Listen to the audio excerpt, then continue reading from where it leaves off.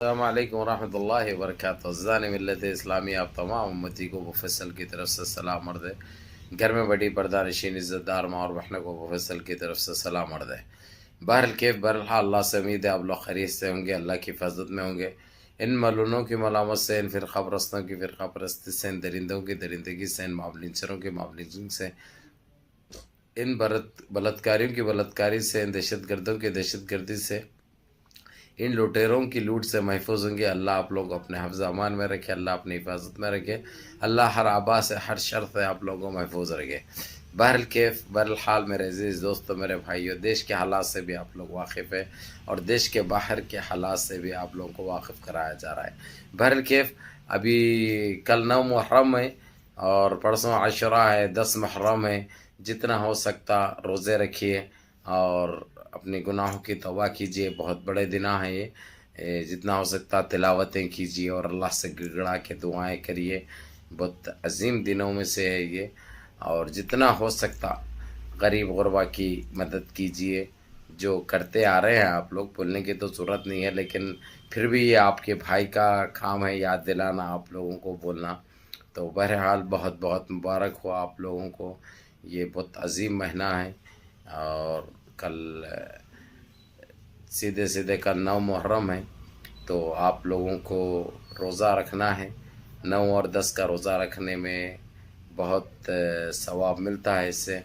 اور یہ بھی سننے میں آتا ہے کہ عاشوراء کا 10 محرم کا روزہ رکھنے سے اپنے سال بھر کے گناہوں کی معافی ملتی ہے، اگرچہ دل سے دعائیں کیے اگرچہ ملتی ہے۔ تو یہ بھی سننے میں آیا ہے، اس لیے بہت عظیم اور بہت بڑے دن ہیں۔ جتنا ہو سکتا روزہ رکھیے اور اللہ سے دعا کریے، اپنی نمازوں کی پابندی کریے۔ میرے عزیز دوستو، میرے بھائیوں، ابھی منی پور کا تو آپ لوگوں کو حال اچھی طرح معلوم ہے۔ جس طریقے سے وہاں پہ ریڈ کراس اور GCC کے ذمہ داران آئے ہیں، جب سے تو ویسے کوئی ہنسا نہیں ہو رہی ہے ادھر، ویسے کوئی چیز سننے کو نہیں آ رہی ہے دور دور تک۔ یہ لوگ موقع دیکھ کر موقع کا فائدہ اٹھاتے ہیں، اور یہ لوگ وہی ان کے اوپر ہی طاقت آزمائی کرتے ہیں جو لاچار ہوتے ہیں، مجبور ہوتے ہیں۔ یہ ان کے برابر والوں سے کبھی نہیں بھیڑتے، یہ بات یاد رکھنا۔ ابھی جس طریقے سے مدد پہنچائی جا رہی ہے، جو ڈیرے ڈال کے لوگوں کو بتایا میں نے، آپ نے کل 100 ٹوائلٹیں بنائے گئے ہیں GCC کی طرف سے۔ جو لوگ آئے ہیں وہ لوگ اپنی طرف سے بنائے ہیں، کوئی سرکار کا وہ نہیں ہے۔ سرکار تو کھا جانے کی کوشش کرتی ہے، اور لوگوں کو بلانکٹیں وغیرہ بانٹے جا رہے ہیں اچھی طرح، کیونکہ لوگوں کے پاس پہننے کے لیے کپڑا نہیں ہے۔ بعض ایسے بھی لوگ، ایسے بھی فیملیاں تھے جو کافی دنوں سے پانی تک نہیں نہایا تھا، اس سے بیماری پھیلتی ہے، بیماری بڑھتی ہے۔ اس لیے ڈاکٹروں کی ٹیم بھی آئی ہے اور نرسوں کی ٹیم بھی ہے وہاں پہ، اور ساری دوائیں دے رہے ہیں، اور کھانا پکایا جا رہا ہے وہاں پہ، پکا کے تقسیم کیا جا رہا ہے۔ یہ بہت اچھی بات ہے، جتنا کریں گے اتنا ثواب ملے گا۔ یہ چیز ضائع جانے والی نہیں ہے، اگرچہ ہم بس بہرحال یہ چیز کا خیال رکھنا، یہ ہاتھ سے اگرچہ کر رہے تو یہ ہاتھ کو پتہ چلنے نہیں دینا۔ میرے عزیز دوستو، میرے بھائیوں، اللہ کو وہی چیز پسند آتی ہے۔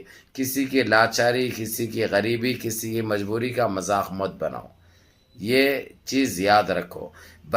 میرے عزیز دوستو، میرے بھائیوں، جس طریقے سے یہ منی پور کا جو حادثہ ہوا ہے، اس کے اوپر ساری دنیا تھو کر رہی ہے، کیونکہ جو انداز میں، جس طریقے سے یہ لوگ کمزور کے اوپر طاقت آزمائی کرے ہیں، اور اتنا گندا روپ اپنائے ہیں یہ لوگ، اتنے نیچ حرکتیں کرے ہیں، شرمسار کر دیے گئے ہیں۔ شرم نام کی یہ لوگوں کے پاس تو چیز نہیں رہتی۔ جو یہ لوگ کر دکھائے ہیں، یہ دنیا کبھی نہیں بھولے گی، نہ کبھی فراموش کرے گی۔ اور جس طریقے سے بچیوں کو لنگا کیا گیا ہے، ان کے جسم کی وہ کیے ہیں، ان کے آبرو عزتیں لوٹے ہیں، یہ سارے چیزیں ساری دنیا اپنی آنکھوں سے دیکھی ہے۔ اور یہ رہی گودی میڈیا تو کوئی چیز بتائی نہیں، لیکن کچھ ویڈیو سوشل میڈیا پہ وائرل ہونے سے ان تک بھی پہنچے، ذمہ داران تک، جو ان کے اوپر کارروائی کرنے کے لیے وہ لوگ مجبور ہو چکے ہیں۔ ان کے اوپر کارروائی سخت سے سخت کرنے کا وعدہ کیا ہے، کیونکہ آج جو جی سی سی کی میٹنگ بیٹھی تھی اس میٹنگ میں یہ فیصلہ لیا گیا ہے. ابھی تو مدد پہنچائی جا رہی ہے ضرورت مندوں کو.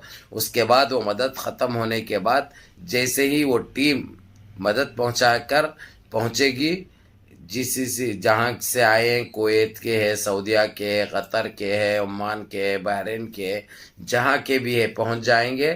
وہ لوگ اپنی ایک رپورٹ پیش کریں گے. رپورٹ پیش کرنے کے بعد ان کے اوپر سخت سے سخت کارروائی کرنے کی بات چل رہی ہے. یہ تو ہونا ہی تھا میرے عزیز دوستو، میرے بھائیوں.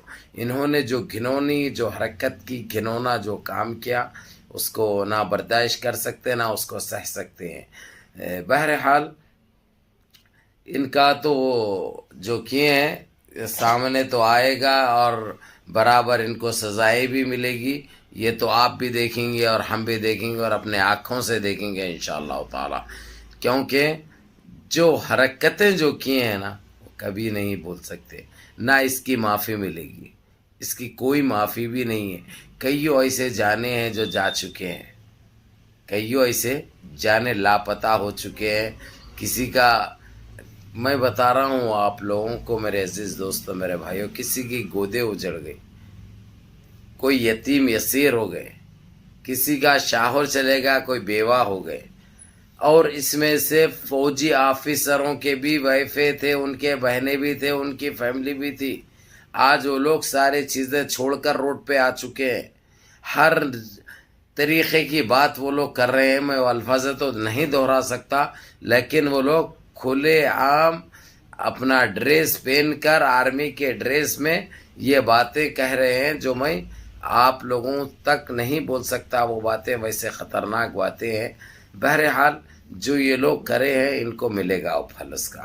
جو یہ لوگ بیج بوئے ہیں اس کی فصلیں تو کٹے گی، فصلیں تو اگے گی اور فصلیں یہ لوگ کاٹیں گے. جب ان کو برداشت کرنا پڑے گا، کیونکہ انہوں اپنی لمٹ پار کر چکے ہیں. یہ لوگ یہ سوچے کہ ان کے ساتھ چاہے کچھ بھی کرو، نہ کوئی دیکھے گا نہ کوئی بولے گا، اور یہ لوگ جو چاہے کر سکتے ہیں کیونکہ اقتدار ان کا ہے. انہوں خابیص ہے، یہ سوچے تھے. انہوں یہ نہیں سوچے کہ دنیا تک بھی جائے گی یہ چیز، اور دنیا اگرچہ دیکھے گی تو دنیا کو کیا جواب دیں گے، کیا منہ دکھائیں گے.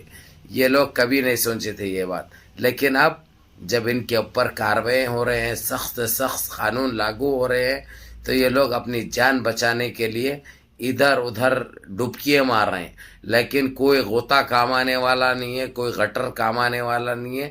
ان کو برابر سزائیں ملے گی انشاءاللہ تعالی. بہرحال میرے عزیز دوستو، میرے بھائیوں، منظم رہیے، متحد رہیے، اپنی صفوں میں اتحاد برقرار رکھیے، نمازوں کی پابندی کریے، ماں باپ کی خدمت کریے، بڑوں کے احکام پہ عمل کریے، اور اپنے اس بھائی کو بھی دعاؤں میں یاد رکھنا نہ بھولیے. بہرحال جو میں آپ کو بولا، نمازوں کی پابندی کرو اور سارے مل جل کے رہو. ایک ایسا پیغام دو جو اب ہمارے دیش کے جو حالات بنے ہوئے ہیں، کس طریقے سے بے روزگاری ختم ہو، مہنگائی ختم ہو، اس کے اوپر توجہ دو. انشاءاللہ تعالی اللہ ضرور پریشانی دور کریں گے. السلام.